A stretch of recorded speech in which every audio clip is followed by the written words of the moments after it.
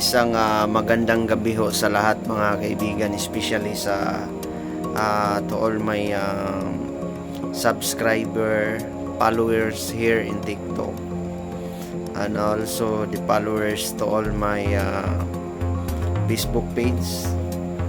Maraming salamat po sa inyong lahat. Pasensyahan po na medyo hindi po ganun kasigla yung mukha natin kasi palaging sumasakit po dito yung ulo natin. Wag lang ninyong pansinin yung nasa likuran ko kasi ano po yun, bagong laba ng damit na hindi po natuyo kasi palagi na lang umuulan dito sa Tagum. So ang magiging topic ko natin mga kaibigan, no, ay ito po ay patungkol sa mga patungkol po ito sa mga nag-aalaga ng mga malalaking ibon, yung mga manok, no, ng pangsabong. Ang para lang sa akin, the first place, I am not the owner of the farm. Kasi ito po ay nagiging komento doon sa ibang account, no, na ibang Facebook page ko. In the first place, I am not the owner of that farm. Bumisita lang ako. And also, I am not expert for the cockfighting, no, sa mga broodcock, no, mga pangtari. Kasi hindi ko po yung negosyo in the first place. Pero mayroon lang tayong i-share na mga kunting kaalaman po. Regarding po doon sa tanong, ano ba yung magiging top breed na mga fighting rooster? According to our research, according to the book, especially, wala po ang ibang nangunguna dyan. The top yun, pinakauna or the first na mga breed is sweater. Pangalawa is Kelso, no?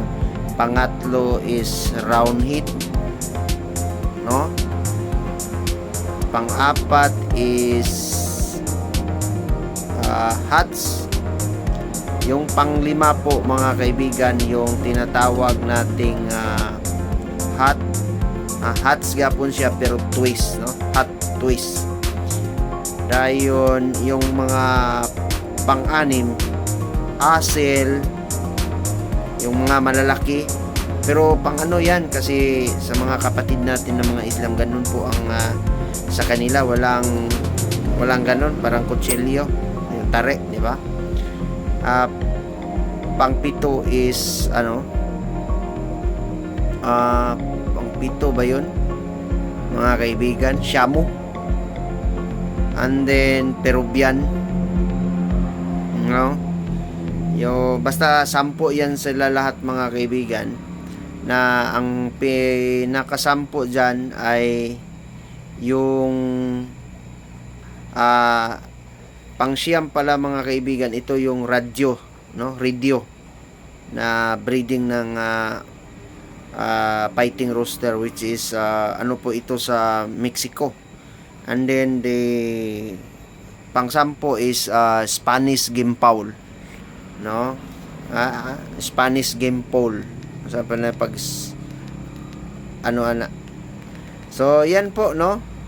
Yung regarding po sa mga tanong ninyo.